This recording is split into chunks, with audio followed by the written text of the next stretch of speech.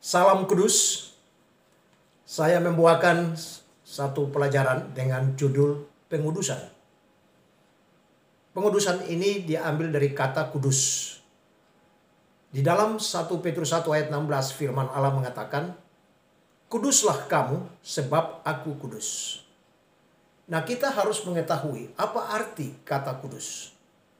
Selama ini kita mengenal bahwa kata kudus atau suci artinya tidak berbuat dosa. Tapi sebenarnya jawaban yang benar adalah kata kudus itu artinya dipilih, dipanggil, dipisahkan, diasingkan, dikhususkan, dan dikuduskan. Oleh karena itu di dalam Keluaran pasal 13 ayat yang kedua firman Allah mengatakan, "Kuduskanlah bagiku semua anak sulung dari orang Israel, baik manusia maupun hewan." Demikian pula di dalam kitab Esra pasal 8 ayat 25 sampai 28a. Di sana juga mengatakan, "Kamu kudus dan perlengkapan-perlengkapan ini juga kudus." Dengan demikian yang dimaksud dengan kudus itu artinya orang kudus artinya orang-orang yang dipisahkan, orang-orang yang dipilih, orang-orang yang dikuduskan. Begitu pula dengan perlengkapan emas, perak dan sebagainya. Itu dikhususkan, dikuduskan untuk menjadi milik Tuhan. Nah, adakah orang kudus di bumi ini? Tentu saja Alkitab memberi jawab. Di dalam Efesus 1 ayat 1 dikatakan bahwa kepada orang kudus di Efesus. Filipi 1 ayat 1 dikatakan kepada saudara-saudara yang kudus yang ada di Filipi.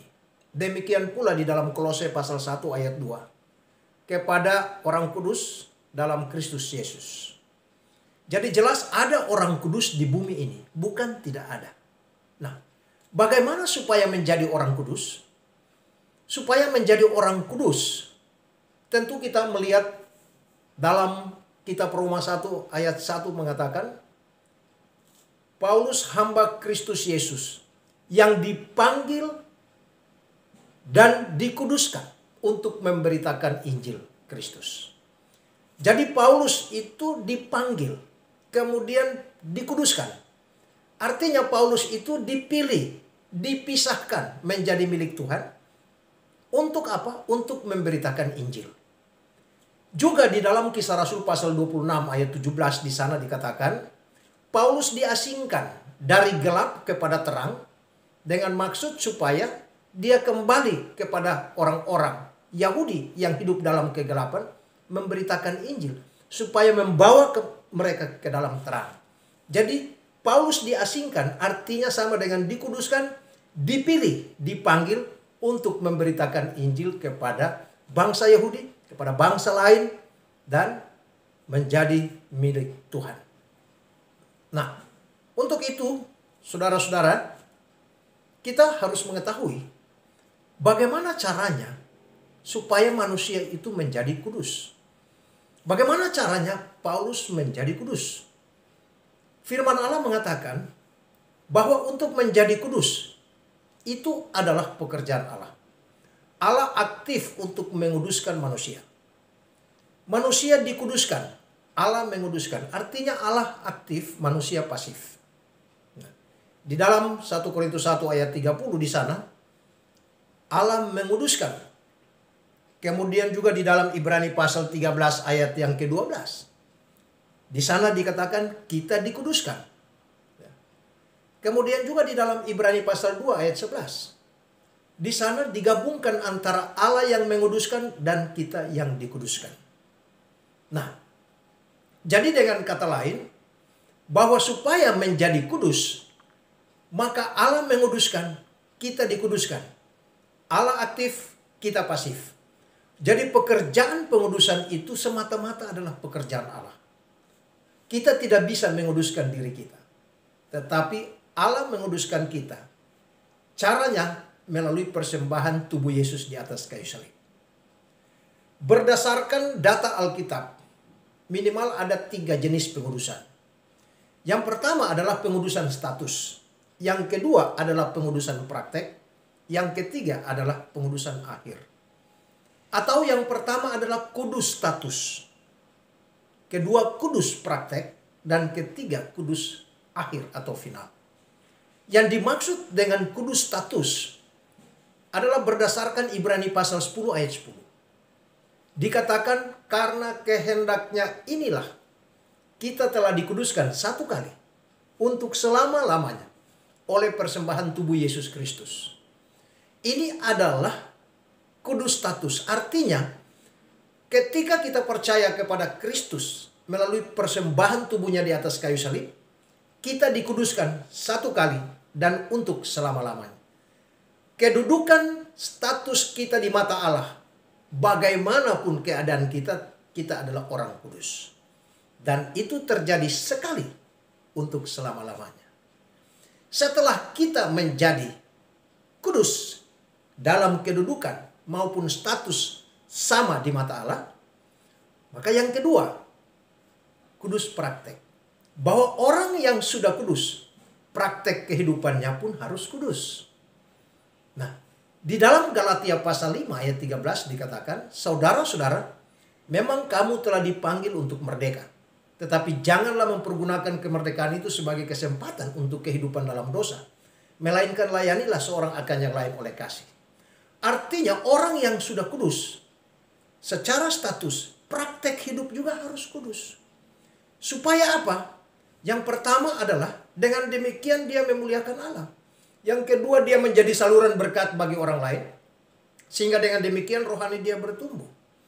Itu sebabnya kalau kita berkata kita orang kudus, tetapi praktek hidup kita tidak kudus, itu nanti menjadi sandungan bagi orang lain. Bagaimana kita dapat memberitakan berita sukacita, memberitakan tentang kabar pengudusan ini kepada orang. Orang akan melihat dari cara hidup kita.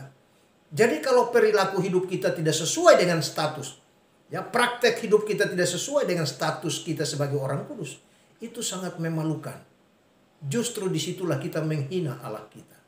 Karena itu jangan kita mendukakan Roh Kudus. Jadi kita orang kudus, praktek kehidupan juga harus kudus. Di dalam Efesus pasal 4 ayat 17 sampai 32 menjelaskan tentang bagaimana kehidupan praktis anak-anak Allah, orang-orang kudus yang sudah percaya Yesus. Bahwa cara hidup kita harus berubah. Tidak lagi seperti ketika kita masih berdosa. Sekarang sudah jadi kudus, kehidupan kita pun harus kudus. Demikian pula dicatat dalam 2 Korintus pasal 7 ayat 1. Kita harus kudus secara keseluruhan. Nah, kapan kesempurnaan kudus itu kita miliki? Yang disebut dengan kudus akhir atau kudus final, itu terjadi manakala kita diangkat ke sorga. Berdasarkan 1 Tesalonika pasal 4 ayat 15 sampai dengan 18. Ketika orang kudus diangkat ke angkasa, bertemu Tuhan di awan-awan, di sanalah kudus final, kudus akhir atau selama-lamanya. Kudus yang mulia, abadi, ada di sorga. Oleh sebab itu, setiap orang yang namanya terdaftar di sorga, berdasarkan Filipi 3 ayat 20 dan 21, tentu saja dia pasti akan diangkat dan hidup dia bersama-sama dengan Allah. Hidup di dalam kekudusan, kemuliaan selama-lamanya. Nah, yang berikut beberapa catatan yang perlu kita pahami adalah bahwa secara kedudukan atau status kita di mata Allah sudah kudus. Allah sudah melihat kita kudus itu hanya sekali dan untuk selama-lamanya. Tetapi manusia kan melihat kita belum tentu dia tahu kalau kita kudus. Bagaimana supaya kita membuktikan kita ini adalah orang kudus sebagaimana yang dilihat Allah? Ya tentu lewat perbuatan, lewat perilaku hidup. Oleh sebab itu, praktek hidup kita itu yang sangat penting. Karena dengan perilaku hidup, perbuatan baik, dengan praktek kehidupan kita yang berkenan, yang kudus, itu akan menjadi sebuah motivasi dorongan bagi orang-orang yang manakala ketika kita memberitakan Injil, mereka mau percaya. Karena bukan soal pemberitaan, tetapi mata manusia itu masih melihat dari perilaku hidup orang. Oh, orang ini dia hidup benar, dia orang kudus. Kenapa? Dari perbuatannya. Kemudian yang kedua, kita harus tahu bahwa orang kudus masih hidup di dunia. Masih bisa saja jatuh ke dalam dosa. Apakah dengan kejatuhan orang kudus statusnya tetap atau batal dan berubah menjadi berdosa? Tetap tidak. Status itu hanya sekali untuk selama-lamanya. Tetapi kalau orang kudus berbuat dosa, memang orang kudus itu pasti tetap masuk surga.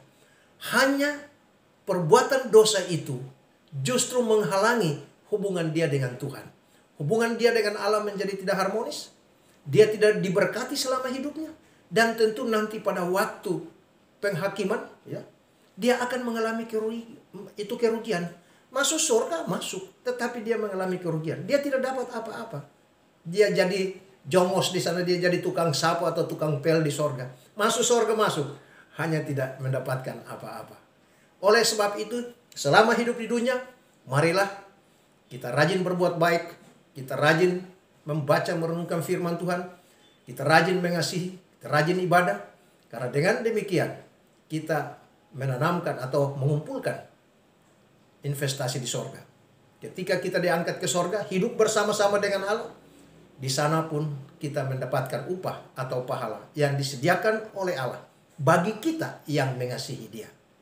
Demikian pelajaran pengudusan ini kiranya menjadi berkat untuk kita sekalian. Amin.